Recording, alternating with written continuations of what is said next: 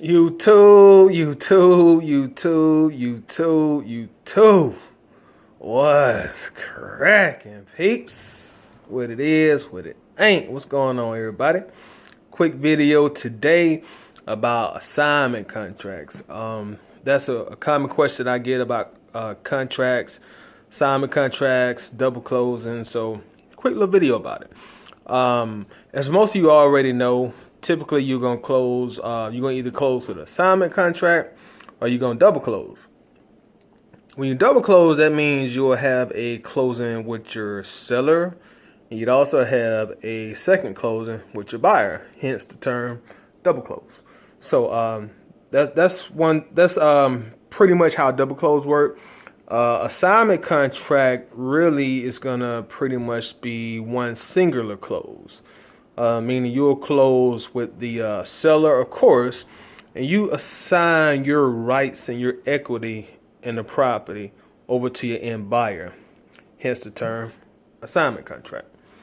I'm going through a deal right now, and this is really why I'm making this video, because I'm going through a assignment contract deal right now at this point in time. Now, normally I do most of all my deals by double closing. Most of my deals are done by double closing. I'll have two closes. The buyer will pay the closing for his side, and then I'll pay a separate closing. Now here, the closing, when you do a closing here in my market, the lawyers are going to generally charge you about $600 to $850. Normally, typically about $750, $800. So that's typically what you're going to pay here for everything that's closing, title work, warranty deed, all that good stuff. So when I do my double close, the buyer will pay like that $800 for the closing, and then the closing attorney I use now, they'll only charge me like $180 for the second close. They kind of looking out for me, giving me a discount on the closing price, and that's because I kind of bring them frequent business, so they give me a break on the closing. So that way I can do my double close, and really nobody truly knows what I make in the middle but me, and of course the people in the attorney's office who's handling that close. When you're doing your assignment, your buyer's pretty much going to know how much you're making when you assign your contract. So that's kind of some differences between the two. And going back again, I typically do most all my closes by double close, and I just told you why.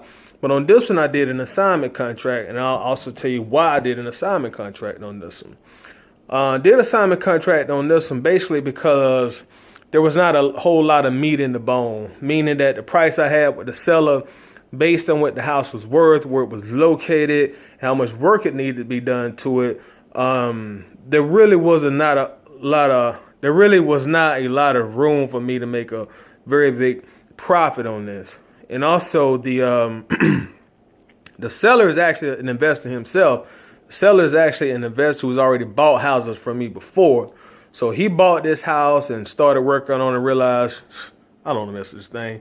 So he called me up and, to get me to sell it for him. So I found a buyer for it who's also another investor. He's an out-of-town investor who's looking at opening up and doing more business in this market. So he's going to buy this house. So they're both investors, and they both totally understand how investor deal works, how wholesaling works, how your wholesaler works. So they both understand that on both sides, the buyer and also the seller. And they both totally cool with it. So it just makes more sense here to do an assignment contract.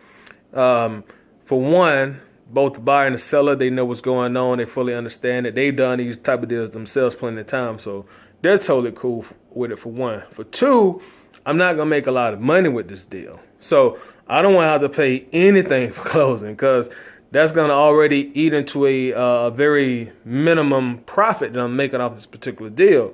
So if I don't have to pay even that $180, I don't want to. So I decided to do an assignment contract.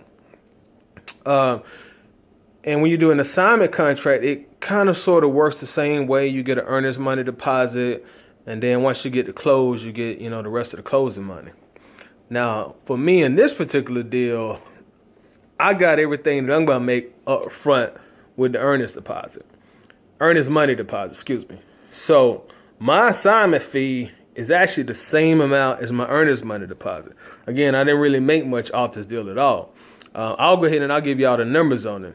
I put the house under contract for $3,500. It's a 3-bedroom, 1 bath, 1,296 square feet. House that's been sitting vacant for probably almost about 10 years. It's an older house in the hood, real rough neighborhood. So that's why I got the price so low, $3,500. And it will need some work done to it, like it needs to be rewired, cosmetic work, needs vinyl on the outside, needs a new roof. But it hasn't been vandalized. Everything is still intact inside the house. So it's not as much work as could be expected dealing with a house like this that's been sitting that long. For whatever reason, they didn't vandalize this house. I don't know. But anyway, I got it under contract for $3,500. And I'm going to wholesale it for $4,000. I'm sorry. Yeah, I'm wholesaling it for $4,000. So of course I got a $500 split right there in the middle. So that's the only thing I make off this deal is the $500. And that's what I took for the earnest money deposit on the house. And that's also going to be my assignment fee. So technically and truly, I got paid on this deal before it even closed. Even though it ain't a lot of money, I already got my money up front. So when we close, I just go and sign my little paperwork. I won't get any money because, again, I already got it here. And I'll actually show y'all the contract. I'll show you some of the contract. You see where that $3,500 at? So you can see like right there in that area, $3,500. As I always tell y'all, I don't put no down payment down with my seller. Totally try not to do that. Probably only put a down payment down like twice. So you see that zero right there. So $3,500, that's contract with seller. I'm also going to let you see what assignment fee. This is the assignment contract to the buyer here. And as you can see, like right here, that's my assignment fee, $500. And right under that, another $500 mark, that's what my earnest money deposit. So as you see, again, my assignment fee is also my earnest money deposit. So that's how the deal worked. Got my assignment fee, got deposit at the same exact time. So we should close on this, or I should say they should close on this, probably in about another 8 or 10 days or so. But that's a little quick thing about assignment fees. Assignment contracts and also double closing. I'm also, because I get a lot of people that ask me like about assignment contracts. So I'm going to put a link in the description to where you can actually go online and print up these contracts. And you'll have assignment contracts. And the link that I'm going to give you actually has three different assignment contracts. So you can read through all three of them and figure out which one you like the best, or you may decide to use all three of them periodically. But I'll leave a link in the description. You can follow that link, and bam, that way you got some assignment contracts whenever you need them. So whenever you decide to do an assignment deal, hey, you got your contracts right there. Now, digging a little deeper into this, again, as I keep saying, most of my deals are going to be double closing. For my own personal reasons, I don't want nobody to know what I'm making unless I got to let them know what I am making, if that makes any sense. Now, if you have a deal where you have a larger spread, let's say your spread or your assignment fee in a deal is like $10,000 or $15,000. We ain't got to go that big. We can say like $5,000, $6,000, $7,000, $8,000, something like that. Now, at that point in time, you may want to double close, and pay a little more on the closing side because you got a big enough spread where you can compensate for that.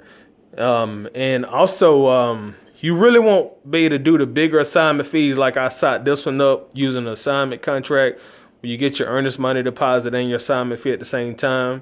Now, if you had a $5,000 spread and you managed to get the buyer to give you $5,000 earnest money, that's your assignment fee also. But here for me, at least speaking for myself, typically your buyer don't want to give you that much on a earnest money unless they just buying a real high dollar property. You know what I'm saying? Something that costs a whole lot of money, and then that $5,000 make more sense. But typically your earnest money deposits that, here in my market, at least that I do, they're going to be anywhere from about $500 to $1,000. If you can get more than that amount from them, great. That's even better. The more you get, the more skin they got in the game, the better your chances you don't have any problems at closing in regards to the end buyer pulling out on you for whatever reason. But that's really all I got. I probably could talk a little bit more on that, but the video as is already 10 minutes, so I'll go ahead and check out. Y'all make sure y'all follow me on Instagram, if you will, please. My IG is Toddy_Jones, which is T as in Texas, IDY_Jones. Follow me on Instagram. Make sure you hit like. Make sure you subscribe. If you're watching the video, you haven't subscribed to the channel, I have to ask you, why not? Hit the subscribe button, man. You know what I'm saying? But until the next time, I'm going to check out. Y'all be good. Peace out.